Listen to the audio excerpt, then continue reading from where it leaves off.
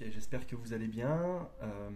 Alors aujourd'hui j'ai décidé de vous faire un petit peu une mise à jour par rapport à la vidéo où je vous donnais les avantages et les inconvénients d'être VTC. Cette fois on va en ajouter d'autres et on va partir sur pourquoi devenir VTC ou ne pas devenir VTC en 2024. Allez, à tout de suite.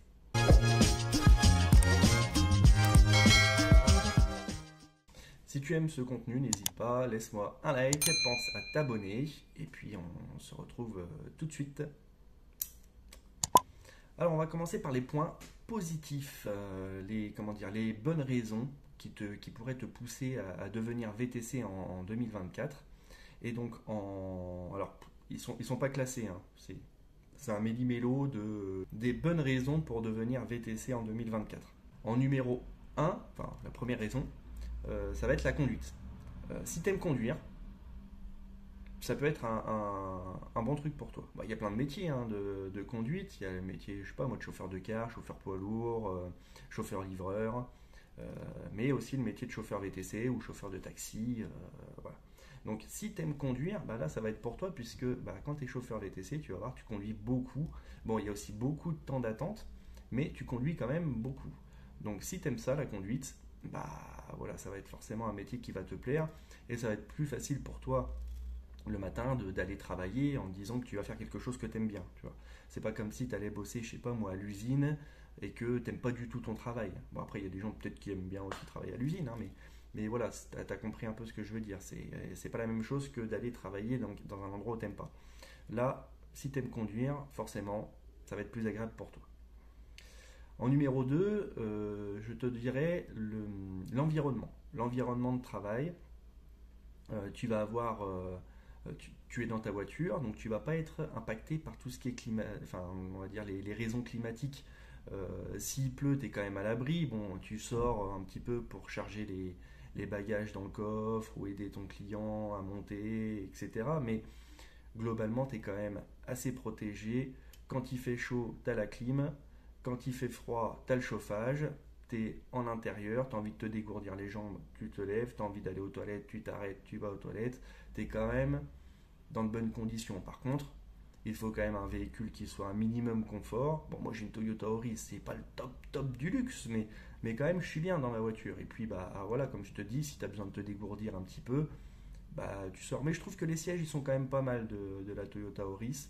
Il doit y avoir pire quand même. Il doit y avoir mieux, c'est sûr, mais il doit y avoir pire. En numéro 3, je dirais la liberté. La liberté de pouvoir faire ce que tu veux, dans le sens où, même s'il faut que tu aies une rigueur horaire, enfin tu vois, tu te dis, voilà, je me fais un planning, j'essaye de m'y tenir à peu près, mais tu as quand même une liberté, puisque si jamais tu as un jour où tu peux pas travailler, eh ben, tu travailles pas. Et puis tu travailles un autre jour à la place. Je sais pas, par exemple, tu as décidé de travailler du lundi au vendredi. Le mardi, tu peux pas travailler parce que tu as un rendez-vous médical ou il y a un de tes potes qui déménage, tu veux l'aider, etc. Et bien tu te dis, ben, samedi, je vais travailler à la place. Voilà. Ou inversement, si tu travailles d'habitude le samedi, que tu travailles pas le mardi ou le mercredi, bah, tu vas pouvoir échanger. Et puis voilà, ça c'est quand même vachement bien. Même au niveau des horaires, tu vois, tu peux quand même mixer, puisque quand tu es chauffeur VTC, en fait, tu travailles quand tu veux, quoi. Donc la liberté quand même c'est pas mal. Et puis la liberté de faire ce que tu veux. C'est ta société, ton entreprise. Si tu as envie de prendre telle décision, tu prends telle décision. C'est toi le patron. Tu vois. Par contre, ça veut dire aussi derrière des responsabilités. Si tu prends des décisions qui sont mauvaises, de mauvaises décisions, bah voilà, tu vas devoir en assumer les conséquences. Mais voilà, globalement, tu fais ce que tu veux, quoi. C'est sûr, dans le cadre de la loi, par contre, tu vas devoir, comment dire, te renseigner sur ce que tu as le droit de faire et ce que tu n'as pas le droit de faire, par contre. En autre point positif, il va y avoir la rencontre avec les gens. Le métier de chauffeur VTC, comme le métier de chauffeur de taxi ou de chauffeur de car, ça va être des métiers où tu vas rencontrer du monde. Donc si tu aimes bien discuter avec les gens, tu aimes bien rencontrer des gens, ça va être un métier qui va t'intéresser. Après, ça peut être un petit peu hybride, tu vois. Regarde, moi, je te donne mon expérience à moi, et puis chacun laissera en commentaire son expérience. Mais moi, je suis pas quelqu'un qui parle beaucoup. Même si vous me voyez en vidéo comme ça, où je vous parle, je suis quand même là, tu vois, comment dire, dans un environnement confiné face à mon téléphone ou à ma caméra, suivant ce que je prends pour filmer, et je suis quand même tout seul, tu vois. Mais c'est vrai que en communauté, tu vois, je suis pas quelqu'un qui va être celui qui va aller voir tout le monde, qui va tchatcher et tout. Bien sûr, je suis pas un ours non plus, tu vois, je vais quand même discuter avec certaines personnes, mais voilà. Donc ça peut convenir un peu à tout le monde, mais si tu aimes rencontrer des gens, et moi je te dirais plus en fait les histoires. Tu vois, moi ce que j'aime bien en fait, c'est que tu as des gens, des fois tu sens qu'ils sont sympas et que tu peux discuter avec eux, et ils vont te raconter un petit peu ce qu'ils font dans la vie. Et puis là tu vas te dire, ah ouais, tu fais ça, puis tu vas lui poser la question, ah bon, et comment on fait pour faire ce métier-là? Ou alors, tu vois, moi ça arrive souvent que je parle aux gens de mon projet d'immigration au Canada.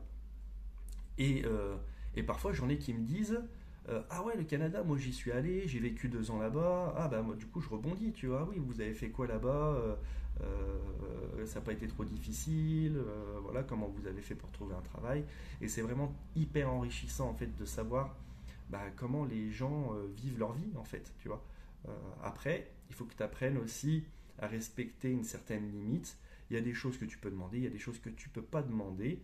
Et il faut vraiment que tu fasses très attention, notamment maintenant, tu sais, on est dans une société où, euh, comment dire, il faut que tu fasses attention à ce que tu dis. Tu vois, par exemple, si tu as une fille avec toi dans le véhicule, enfin une femme, tu vas pas aller lui dire ah ouais, vous habitez où et tout. Tu vas faire attention à ce genre de remarques, même si tu penses pas à mal, fais quand même attention à ce que tu dis parce que ça peut être mal interprété, d'accord?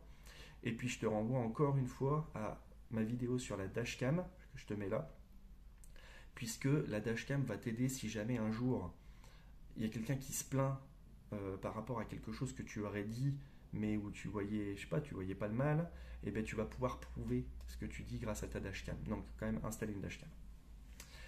Et en dernier point, je parlerai des charges de société. Ça peut être un atout si, attention, dans la légalité, hein, vraiment, il faut que tout soit légal. Mais il y a comment dire, des charges, particulièrement les charges de véhicules, qui vont plus être sur ton perso si ton véhicule c'est un véhicule de société, tu vois. Si par exemple, des fois tu lavais ton véhicule au Lavomatic, au Karcher, ou ne serait-ce que l'entretien, tu vois, des pièces d'usure de ton véhicule, quand c'est ton véhicule de société, bah, tout ça c'est pris sur la société, de même que l'essence, etc. Alors bien sûr, t'amuses pas à partir en voyage avec ton véhicule de société, faire 500 km par mois pour du perso et que tu passes ça sur la société, parce que ça passera pas forcément. Mais on va dire pour l'usage courant, je sais pas, t'envoies tes enfants à l'école, etc., bah tu peux, tu vois. Par contre, fais attention, il faut que tu déclares à l'assurance que tu as des trajets à la fois professionnels et privés. Ok? Donc ça, c'est pour les points positifs. Si tu souhaites devenir VTC en 2024, eh ben, n'hésite pas, tu sais où ça se trouve, c'est en bas, en description.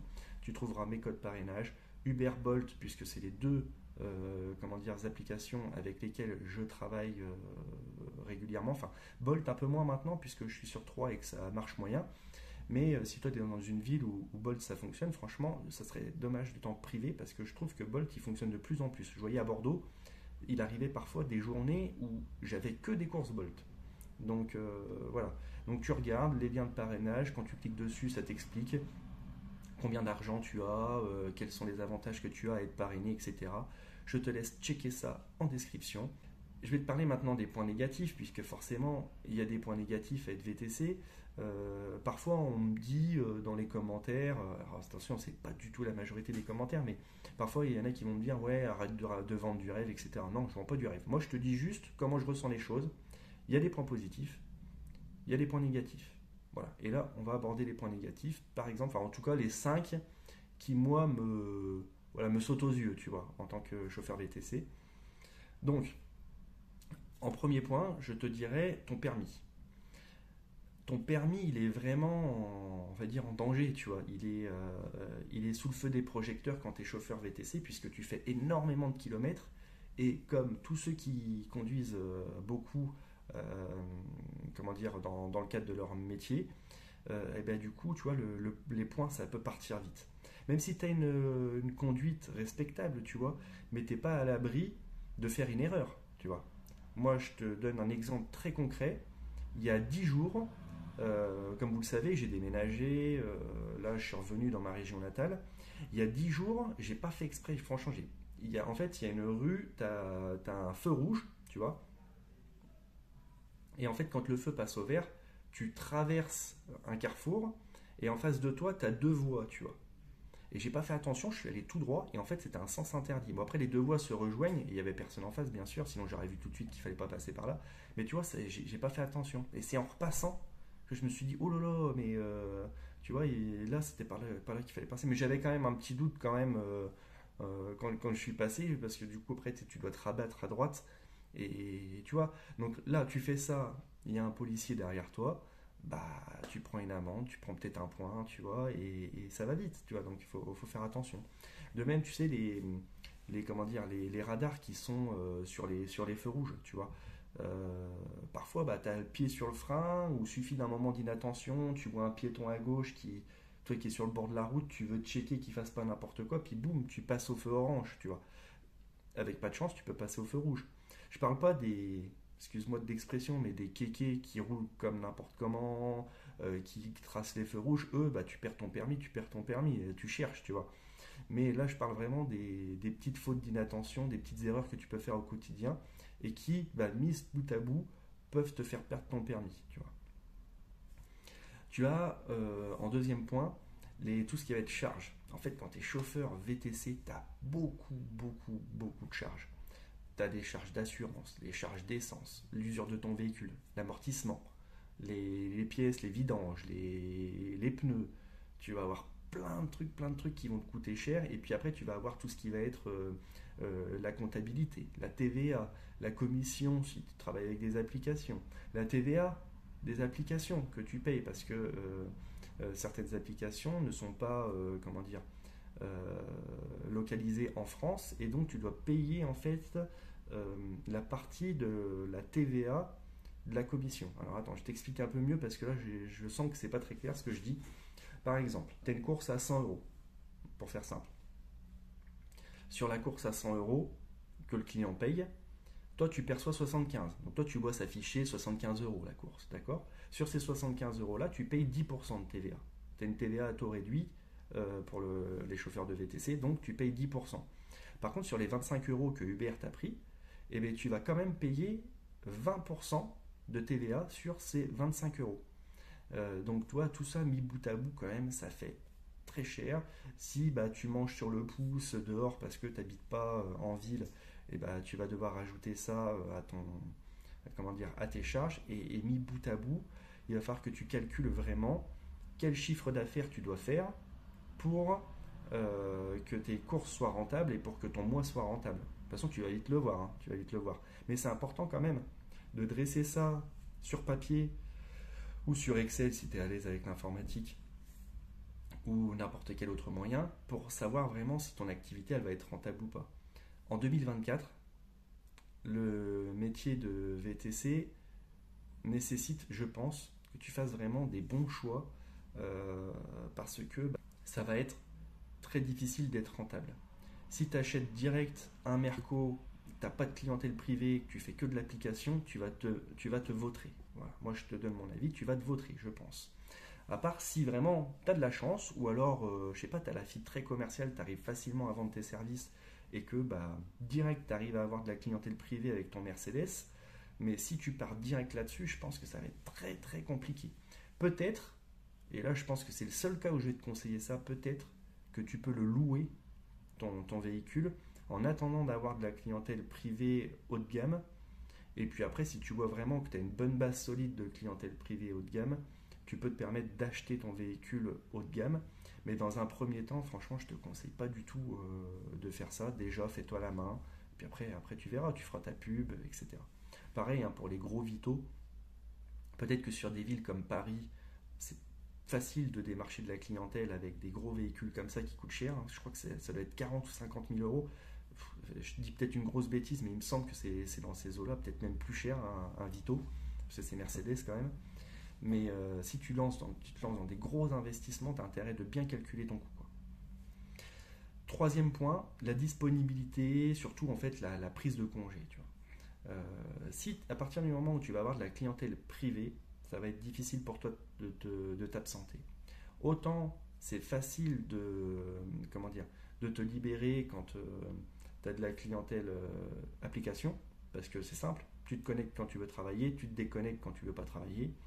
Par contre, si tu as de la clientèle privée, et plus tu vas avoir de la clientèle privée, plus ça va être difficile pour toi de t'absenter. Donc ça, c'est quand même un point à prendre en considération et qui pour moi est, on va dire, négatif. Ce que tu peux faire, c'est sympathiser avec des collègues et peut-être même travailler avec un collègue qui pourrait prendre ton relais quand tu es absent. Il faut que ce soit quelqu'un en qui tu as confiance, quelqu'un à qui tu sais que tu vas lui confier des courses, il ne va pas te piquer tes clients. Et puis aussi, il faut que ta clientèle privée l'accepte, ce qui n'est pas toujours le cas, tu vois. Moi, j'avais une clientèle très particulière quand j'étais à Bordeaux. Et tu vois, quand je suis parti de Bordeaux, ça a tiqué quand même. Même quand je partais en vacances, ils prenaient personne, hein. Bien souvent, soit ils prenaient personne, soit ils demandaient à la famille de prendre le relais. Tu vois. Donc c'est quand même un petit peu particulier cette clientèle-là. Donc il faut que tu aies de la clientèle qui accepte d'avoir un remplaçant, quoi. Mais si tu as des actifs, en général, ça va. En numéro 4, je dirais la sécurité. Plus ça va, plus j'entends parler d'histoires de VTC ou de taxis qui se font agresser, qui se font racketter, malheureusement qui se font même pire que ça, là, si vous avez suivi ma vidéo de prévention au sujet de Nessim. Donc aujourd'hui, plus que n'importe quand, il est nécessaire pour toi de te protéger, et la protection, ça commence déjà par la prévention. Et si tu vois que tu sens pas une course, tu la prends pas. Je te le redis, je l'ai dit dans ma dernière vidéo, on va pas passer 2 minutes là-dessus, mais vraiment, fais très attention. Et pour moi, la sécurité, c'est quand même un des points noirs de ce métier. C'est aussi la raison pour laquelle j'avais décidé de ne pas travailler la nuit, le week-end surtout, le week-end la nuit, parce que tu es plus susceptible d'avoir des gens qui ne sont pas dans leur état normal, qui vont vouloir, enfin voilà, qui n'ont pas un comportement adapté, quoi. Donc la sécurité, ça fait partie des points négatifs. Et enfin, dernier point négatif, avant que je vous laisse, ça va être le risque d'accident,